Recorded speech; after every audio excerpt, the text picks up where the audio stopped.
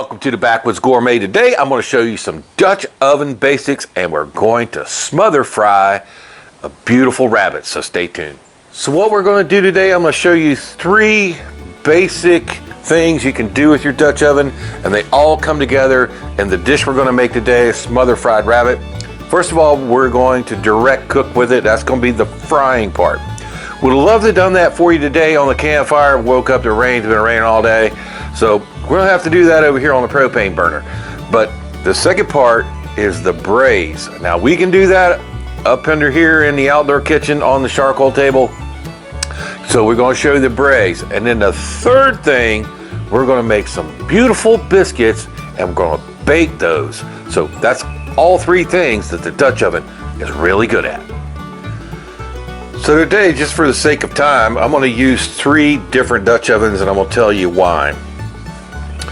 First of all, I'm going to use the regular dome lid Dutch oven because I keep this thing set up for frying all the time. And since for frying you need a high heat, direct heat, you're either going to be hang that over your campfire on a tripod or like we're going to do, throw it on the propane burner today because it's raining. Alright, the next thing, braising. So braising we're going to do with our charcoal, and we're going to use the 10-inch deep, number 10 Lodge deep oven for that, just because we got a lot of ingredients there. We're going to be adding some gravy and we're going to be smother frying and cooking that down in some gravy. And then thirdly, we're going to bake some biscuits, and that I'm going to use my 10-inch shallow just because that top is closer to the bottom. And I'm also going to show you some tricks on how to get your biscuits to come out perfect every time in there. So back out at the countertop here, if you like to check out one of those Backwoods Gourmet cutting boards right there, shoot me an email, leaving you the link in the description, and it's right here, backwoodsgourmetchannel@gmail.com. Very easy to remember. Here's the ingredients you're going to need to make this dish. First of all, you're going to need yourself a rabbit. And rabbits used to be a staple with the old timers back in the day. They were plentiful, easy to raise. This one is a domestically raised rabbit. Would have loved to have had a wild one, but just wasn't in the cards for us. So we'll go through the rest of the ingredients. We're going to need some diced bacon. We got some butter. We got some onions. I'm going to use some mushrooms in my gravy, but if you don't like them, leave them out or sub something else. I got a good dollop of fresh real mayonnaise. I got an egg right from our hen house, and I got some cold chicken broth from Better Bouillon. Here's some all-purpose flour. We're going to need plenty of that, and whatever herbs you like. The only thing I got ready in the garden right now is rosemary. It overwinters very well here, so that's what we're going to use. So the first thing I'm going to show you is how to butcher your rabbit. You can use this same technique for just about any wild animal, okay? And I'm sure there's multiple ways to do it, but first thing I'm going to do is I got him out here on my food safe cutting board. You guys are always bitching about, cross-contamination, all that. I'll pull that leg back, go right through that leg joint just like that and pop it off, much like you would do a chicken, a whole chicken when you're cutting it up.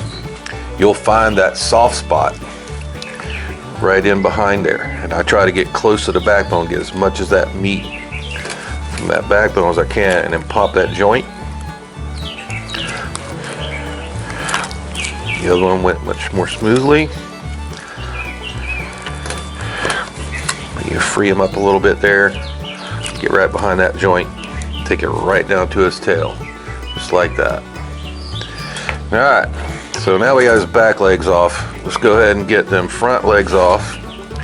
Here, I'm going to start, since we're not going to save the ribs of these guys, we just do not want all that bones in our finished product. So I'm going to go right next to his ribs, get almost all that meat that I can get to right up to the neck, and that leads you right to his joint, front shoulders. Do the same thing on this side, grab him at the breast. He's got a little bit of a meat up there, and back behind the armpit, and it just comes right off. And you can try to get a little bit of that neck meat there too if you can. Front shoulder. Alright, so right behind his ribs, you can feel in here where his ribs stop. We'll go ahead and go straight down. And then these flaps of meat here are really not much good for anything. You can put them in or you can leave them out. Alright, take them off.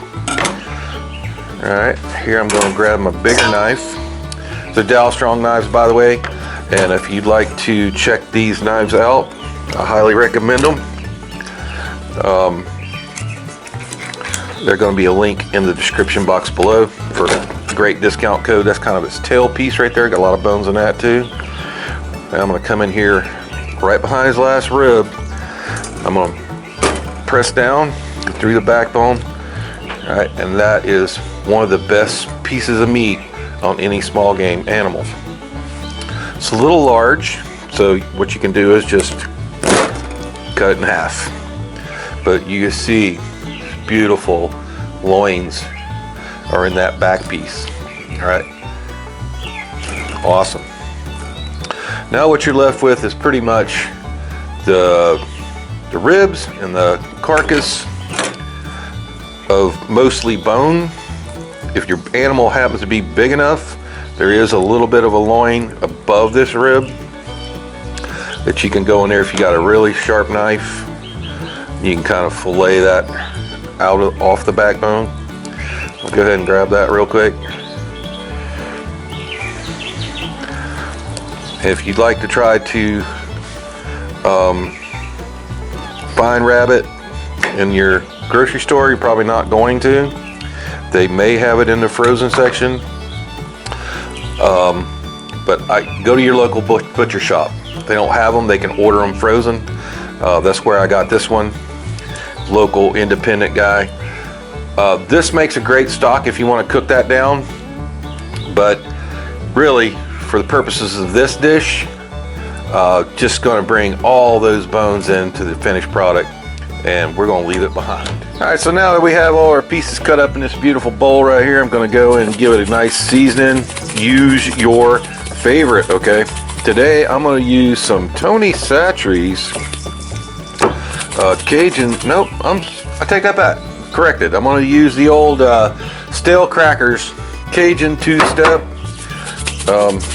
Got a little caked up in there, and I don't mind that because, you know, some of these seasons have an anti-caking chemical in them that keeps them from getting caked up. But I just assume not have all that in my food, so I can go in there and break it up, and I'd rather deal with that than the chemicals that prevent it. So nice and seasoned up. I'm gonna let them hang out in this bowl. I'm gonna stick them down in the fridge real quick while we prepare our coatings. And I'm also gonna go ahead and stick that Dutch oven over on the fire.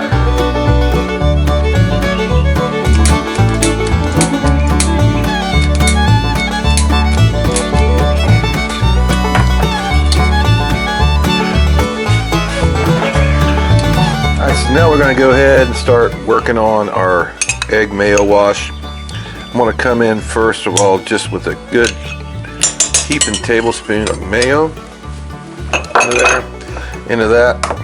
Going to crack one egg. I'm going to take a whisk. If you guys been following me any amount of time, you know this is one of my favorite pre-preps for anything fried. I'm going to beat that together so it's super smooth. Right now it looks a little eggy, so let's go ahead and put just a little bit more of the mayo.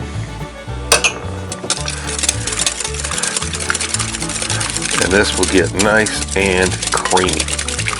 That's what we want. By the way, you know, I just mentioned, if you've watched me for any amount of time, it's a great time. Go ahead and hit that subscribe button if you like to see more content like this.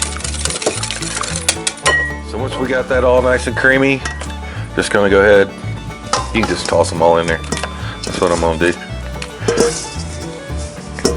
Toss them all in there and just get in there and roll them around really good in it. And make sure they're 100% coated. Then we're going to wash this bowl that we just had them in out, and then we're going to batter them. Go ahead and just put a generous amount of flour. That's 2 cups, a little more. Right in our bowl we started with. Bring over our rabbit pieces.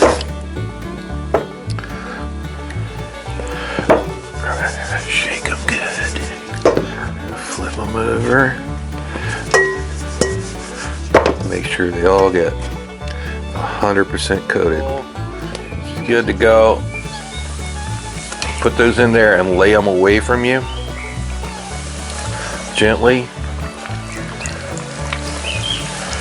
We're probably not going to get all of them in the first batch. You need some room in between the pieces. So we'll save the 2 bags and the 2 little strips I had for the next batch.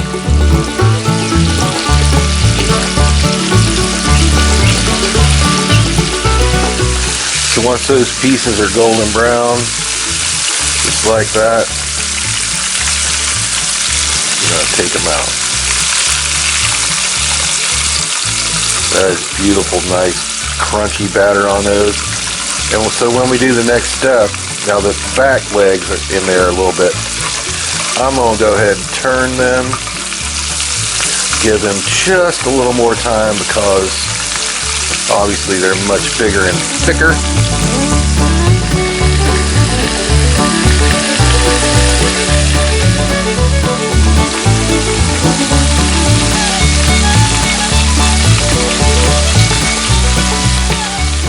So while those rabbits are frying off over there, I'm getting my Dutch oven charcoal ready, and today we're trying out this first time I've ever seen this product, and it's the Royal Oak Supersize for the pitmaster and all of us. So like I said at the beginning of this video, showing you 3 different methods that the Dutch oven does really good. First one is frying. And you can see that right there, fried rabbit. Now, if you love fried rabbit, and I do love fried rabbit, you're done at this point. Just get your coleslaw, your fried potatoes, and you're ready to eat. So the continuation of this recipe is something I learned from my grandmother. Now, she grew up on a farm in West Tennessee, and the hunting was a big part of their, their regular diet, So, in the winter, they used to go out in West Tennessee on the Obine River bottom. I can never forget the name of that because I've never been there, but she used to talk about it so much. And they would kill what they called marsh rabbits. And these things were huge, okay? They're like 4 times bigger than a regular rabbit. I've got some old pictures. I wish I could find them. If I do, I'll post them up here in this video while we're talking. But if any of you guys are around that area in West Tennessee and you know about these big old marsh rabbits, you know what I'm talking about. But the downfall to the marsh rabbit was he's big, he's gamey, and he's tough. So fried rabbit wasn't going to cut it for the marsh rabbit, so they had to go a step farther, and that's where I'm going to show you the smother fry these guys in some gravy. I'm going to start that next. Alright, going out with the Backwoods Gourmet 1-line method. Okay. Again, if you'd like to learn more about Dutch oven cooking, cast iron cooking, and all the things that we do here at the Backwoods Gourmet, make sure you hit that subscribe button. Don't forget to turn on your notifications.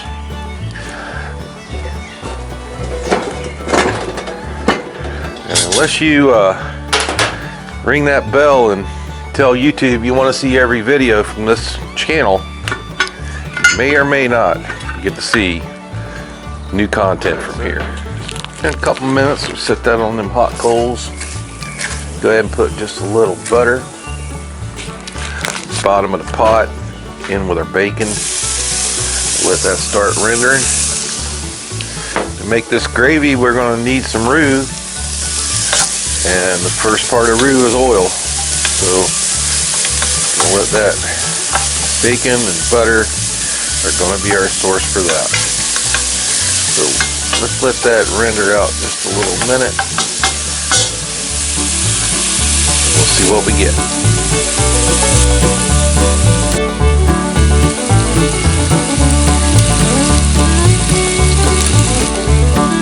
As soon as bacon stops sizzling, it's pretty much going to give you all the oil. It's giving you most of the oil you're going to get out of it. So here I'm going in about 2 tablespoons of butter, and we need a lot of gravy. I may have overdone that. So scratch that. Let's do 1 tablespoon. This is an eyeball thing, always has been. The old timers did it with ease. I try to sneak up on the flour to oil. So I'm gonna put in some flour, stir it around, let it mix together. I like it where it just is able to flow. Still looks a little thin.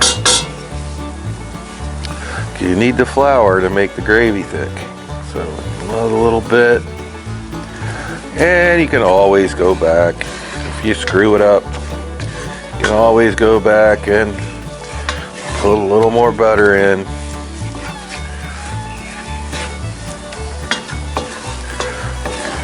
We want to brown this flour off just a little. So did over flour it just a skosh. So I'll go back in with that piece of butter I took back out.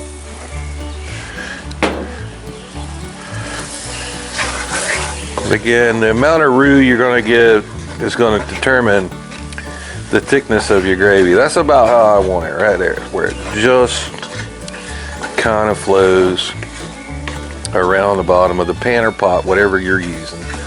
And you could daggum sure do this in the house with your cast iron skillet. Now what we're going to do is we're going to toast it off to a beautiful brown. So I spoke of earlier the one-line method. The reason for that is these charcoals will kind of choke off your fire. As the pot sitting on them, it kind of starves them for air. So when you need to get back on some fresh heat, you just move it over to the coals that have been out there by themselves without the pot on them, and that helps you keep your heat up. So that's what I just did, move it over to the fresh coals and let these guys recover a minute. This is toasting up pretty nice.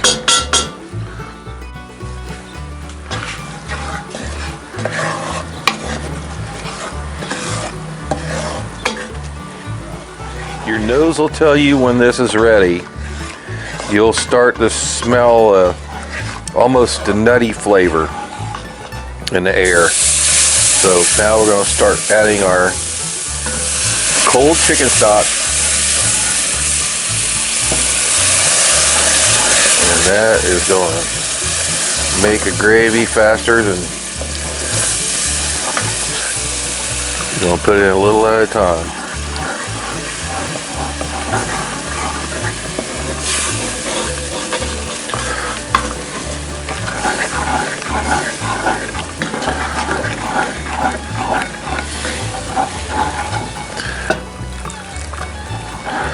Try to dump it in there all at once, the magic won't happen because it'll take too much heat out of the pot or the pan, whichever one you're using, and it won't explode those flour molecules and thicken up like it would normally.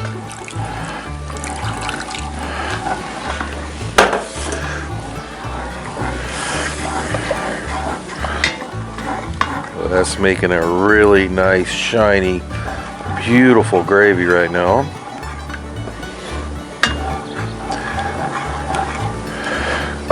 So now we can go ahead and add the rest of our ingredients. Onions, all out of there.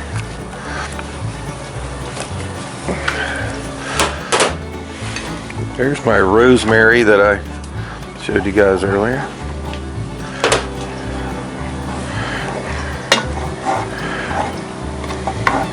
Just let it come back up to simmer. We'll put a little more stock in. I'll show you the next steps. Alright, she's trying to come back up to simmer. I put the rest of the stock in there. I don't know what's wrong with my handle here. Got this thing bent somehow. Alright, let's get it standing up. I've kind of arranged the coals on this side in a circle like we would normally do for bacon. Set it back over there. And I know this is where all you guys are going to scream. Putting those crispy fried rabbit pieces right into that. Except for those two little guys, I'm eating those. Alright, so got those in. Go ahead, dump my mushrooms in there on top. Put my lid on.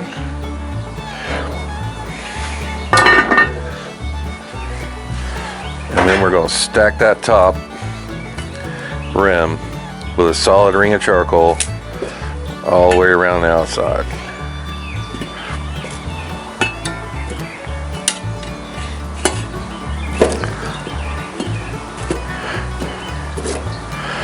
And these Royal Oaks, they are a bit bigger than the normal Royal Oaks.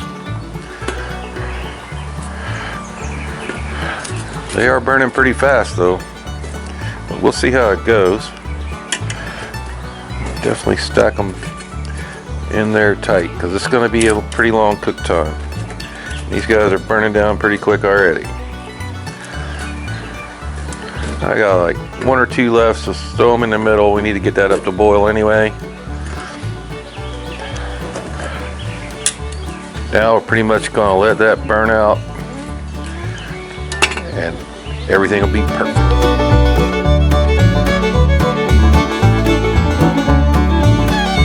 Been about 20 minutes. I'm going to go in and take a look. That is looking awesome. Do not want to mess with it. Just going to rotate the lid a little bit and let her go. Then we're going to start getting them biscuits ready. I'll show you the trick to make them come out perfect every time. Folks, it's been about 30 minutes. Just give her a little tap, make the ash settle. Scoop some of these further in too.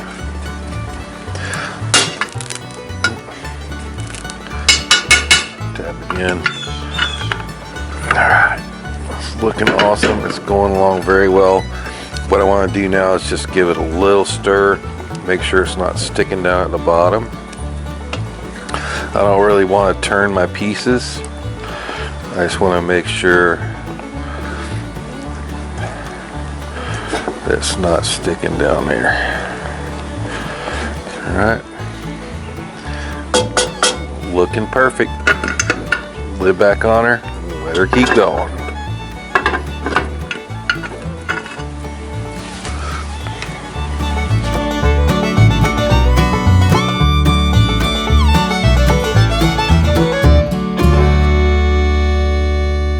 Third thing I'm showing you today, Dutch oven basics, is how to bake. And today, as we mentioned earlier, 10-inch shallow Dutch oven. And today we're going to make some biscuits. And all we need is a bowl. The Southern biscuit mix from Formula L. I swear, it makes the best Southern style biscuits I've ever had from a mix.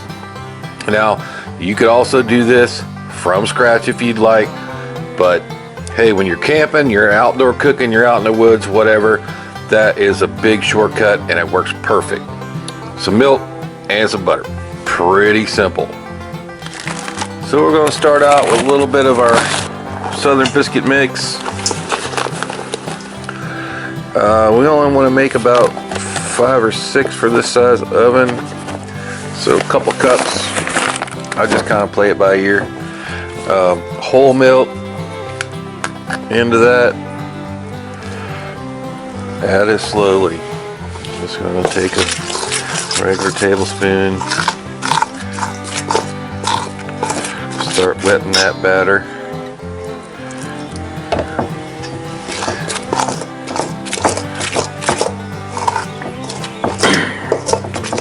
Today I'm going to show you how to skip some of the mess when you're out at camp and do it all right here in this bowl as far as the mixing and preparing goes. So just enough milk to get all that batter come together. Just a dash more. You don't want it to be pancakes, but you want that dough to come together pretty smoothly. Press through it with your spoon like that. Does a pretty good job. Alright. Well, that's kind of what we're looking for as far as the mix goes. Scrape all this down to the middle of my bowl with my tablespoon. Make it into a big ball right in the middle. Alright, now so I'll just grab some regular flour. Sprinkle that around the edges. Just like that. So like I said, we can do this all. Got the top, gotta do some on top, or your fingers are gonna stick. Alright, and then we'll just start working that flour underneath it until it pops up off the bottom. There we go. Now we got a nice dough we can work with. We'll fold it over a couple times. That helps make kind of some layers in your biscuits. Come apart a little easier.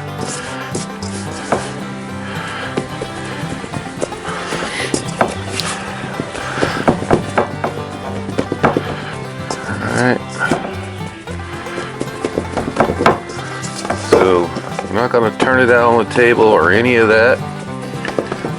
We're just going to do it right here in the bowl.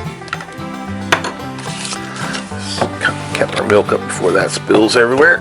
Alright, so got about 1/2 inch thick.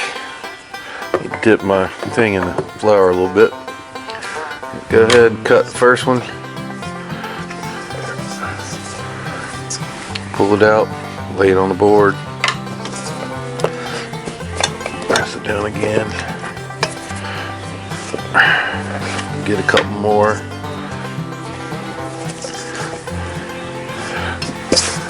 Notice we're not putting them in the Dutch oven, okay? If you read the directions to any biscuit recipe, and I don't care if it's from scratch or from what we're doing here now, it says preheat your oven, and that's exactly what we're going to do before we put these biscuits in. We're going to get them made without making such a mess. Getting flour all over every place. Got maybe this last one here. Just a little bit bigger than a biscuit cutter. And it's important that it has a cut edge too, or it won't rise as well. Alright. So there we got 6. That one there. You can do what you want with it.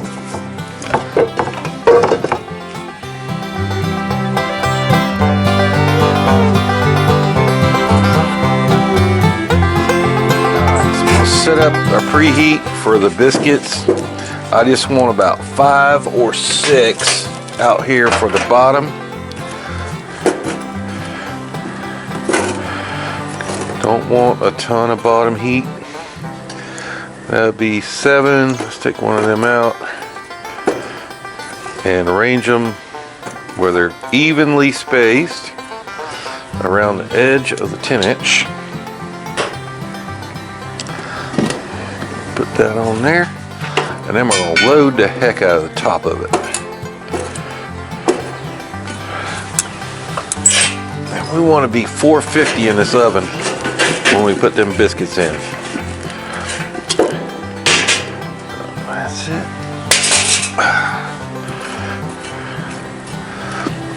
I want to favor them to the outside, but they don't all have to be to the outside.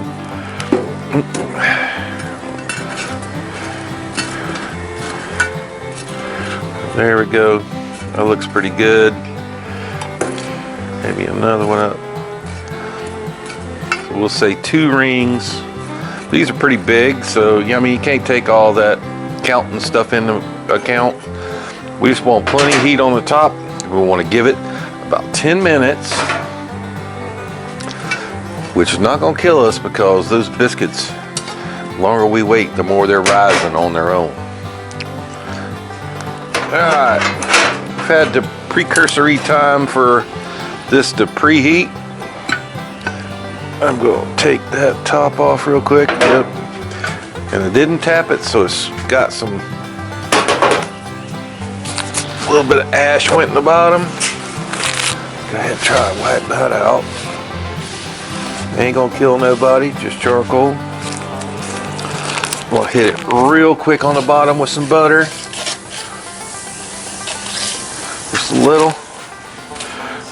Go ahead and lay them biscuits in there. Start in the middle. We'll work around the edges.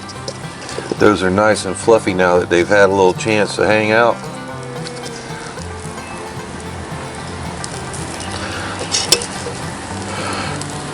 It might even have room for the little baby.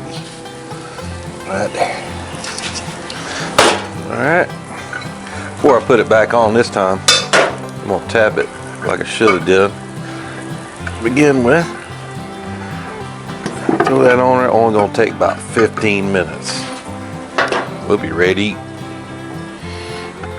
12 minutes in.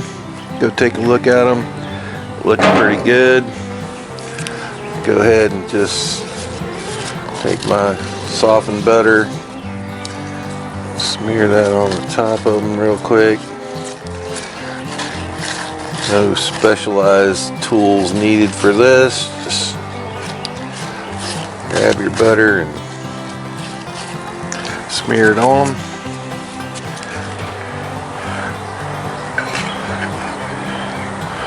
Let's see if we can check the bottoms real quick. Bottoms look perfect.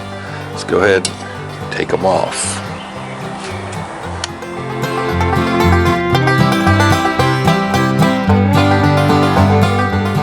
So the biscuits were done. So I brought the coals, the fresh coals from that Dutch oven over, piled them up, put the rabbit on, uncovered, just let that simmer, thicken up that gravy, and I hope you brought your plate. We're getting ready.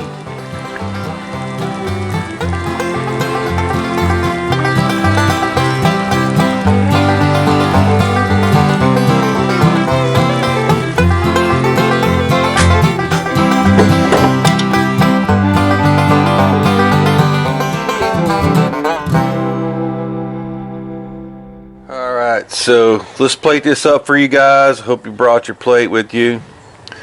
Look at that biscuit right there. Gonna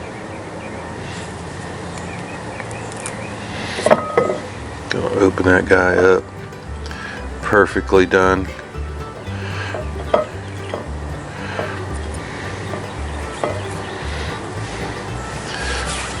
Alright, let's go in for some of that rabbit and that gravy.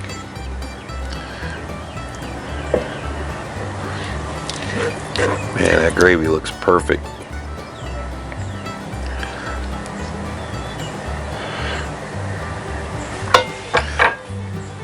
Oh, man. A little bit of garnish. Some sliced green onions around the plate. And that there is an old-time recipe that was really gourmet in its time.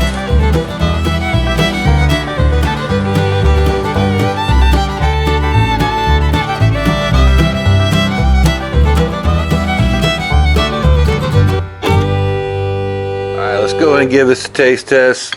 Oh man, fork tender, the rabbit gravy.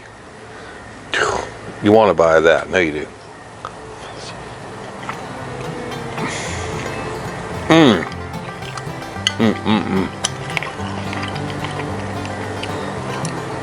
A little bit of the biscuit with the gravy.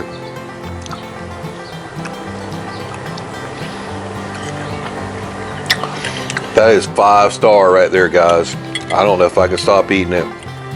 So if you'd like to check out our interactive recipes, they're going to be right down there in the description box below to our Etsy store, where you can get them right now for just $1. If you would like to get it for free, you can send me an email to backwoodsgourmetchannel@gmail.com. Hey, thanks for watching the Backwoods Gourmet. I hope you learned something about using that Dutch oven today.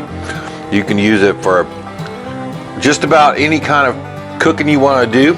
Today we showed you using it for a fryer, using it to braise or simmer, you know, a beautiful meat down with the gravy. And we also used it for a baking device to make up those beautiful biscuits. Hey, if you like this video, please smash that like button right down there. To subscribe to our channel, you can do it right there for free. For another great Backwoods Gourmet video, it's going to be right up there. And for a whole playlist, cast iron and Dutch oven videos, be right up there. We'll see you next time.